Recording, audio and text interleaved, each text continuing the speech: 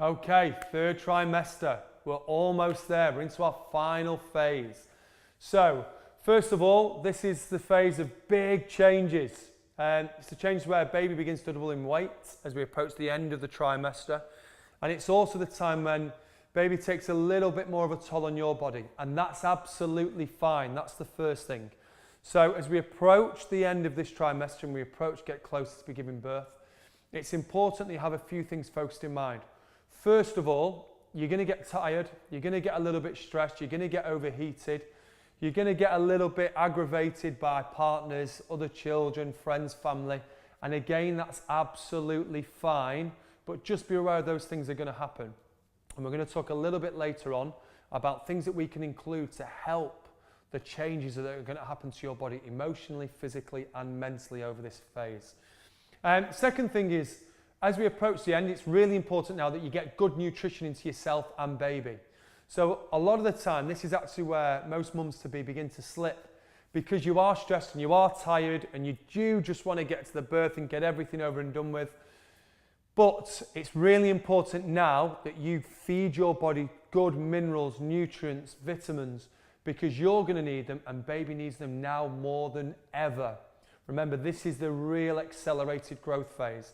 This is the time when baby needs to get that growth up, it needs to get healthy, and you're really ready to prepare now for this newborn child. So feeding yourself with toxic foods, high sugars, while we don't want to completely ban those things, and we don't want to highlight too strict rules on nutrition too much, however, do keep those as a very small part of your nutritional intake. Feed up and load up on green veg. Load up on all vegetables, root vegetables, water-based vegetables. And again, as always, load up on fats and healthy proteins. It's going to, as we approach the end of the trimester again, it's likely that some go to opposite ends of the appetite scale.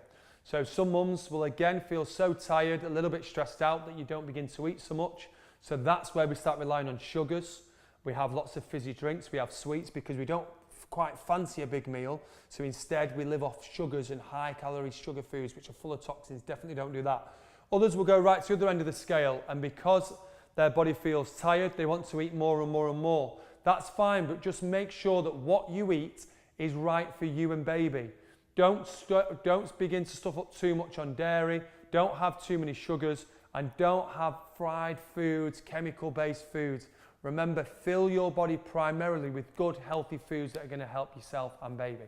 Okay, exercise-wise. Now, exercise-wise, this is the time when, as we journey through these last few months, that you've got to be more mindful of body. It's really important that you avoid high-impact exercises now, very important.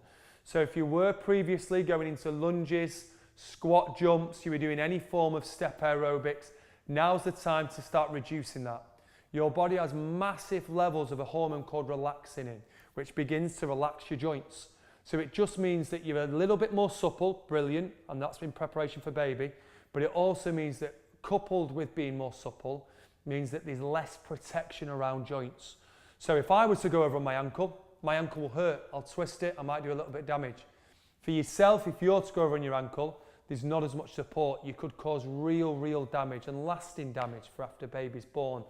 And remember, what we do now isn't just in preparation for birth, it's in preparation for after you give birth. You want to be energized when baby's around. You want to make sure that your body's getting back strength-wise, health-wise, fitness-wise, health-wise, and energy-wise to where it was before we gave birth. And what we do now will help you then, okay? Other thing that I'd say is get the family involved. So if you've got other children, a partner with you, get them involved. Make sure they're helping you, because this is the time you need everyone's support. You need your partner, you need your wife, you need your husband to help you at this time. You need to be helped along because you are going to be tired, you are going to be stressed, and there are going to be times when you need to be left alone to calm yourself. Again, we'll come to that later. Same with the kids. It's going to be a time when obviously if you have other children, the emotional state of children, they want to bond to you now, and that becomes very important. So you know what? Get them involved. Get them involved in your exercise. Get them more and more involved in baby and getting used to baby, because when baby's around, You obviously want your children to have a bond straight away. And the things that you do now is very important. And for me, on a fitness level, that's really important, because after you give birth and we want to get you back fit and get you back healthy, we want to have you to have that bond with baby and with your other children, so you can do it as a family. Remember, for the children, the environments you create socially, fitness, health, eating right, are what they prolong and live with later on in life.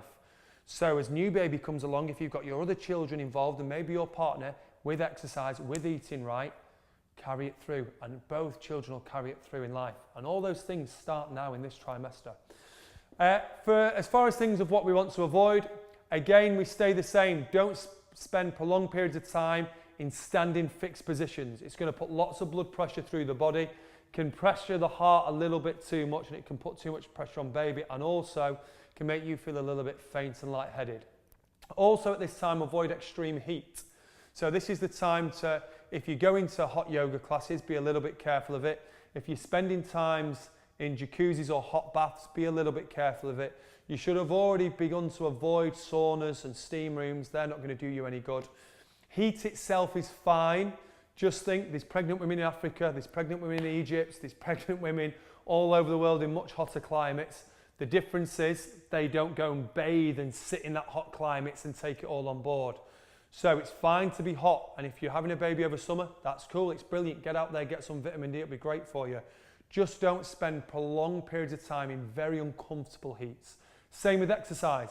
If you feel you're excessively overheating during exercise, chill it out, rein the exercise back in. It's a little bit too intense for you. And then our final thing that we want to talk about is making sure that you stick with your exercise plan during this time. The fitter, the healthier, the happier you are right now is going to help at birth. Fact, if you are fitter, birth will go a lot easier. You'll be able to push a lot harder. So that's something that you want to bear in mind. And then finally, let's talk about the exercise that I want you to do over this time. So as well as keeping exercise in, this is the time when I really want you to change your mindset on things. If you haven't already taken up yoga, this is the time you've got to do it. Trust me, you have to do it. Yoga is massively important for baby, massively important for you.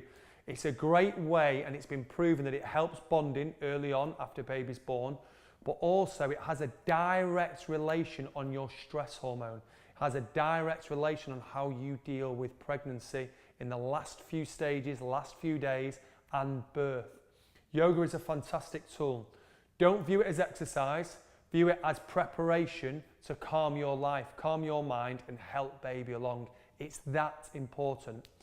As regards to what yoga class to take up, make sure you take up something that's very gentle, hatha or yin. So if you haven't tried one of those, if you look up a hatha or yin class, we have those here at Switch as well. But if you want to be taught by someone, Google those, avoid Ashtanga, flow, power yoga. They're not things that are going to help you right now. And also, on that point, again, if we start looking into now mentally preparing yourself, when we give birth to baby, it's going to give you more opportunity, more focus to get back to exercise, get back to health, get back to fitness, and regain your life back. Remember, baby's such a dramatic time for the entire family, and for mums more than anyone, for obvious reasons. But it's important you don't lose yourself in being a mum. It's very important for our psychology, and it's very important for our health. Make sure that now you understand that your health is the utmost important. It's the most important for the entire family. And keep that in mind for when baby's here. Make sure you don't neglect yourself. Yes, look after baby. Yes, make sure you fill that baby with love, but also fill yourself with love and look after yourself.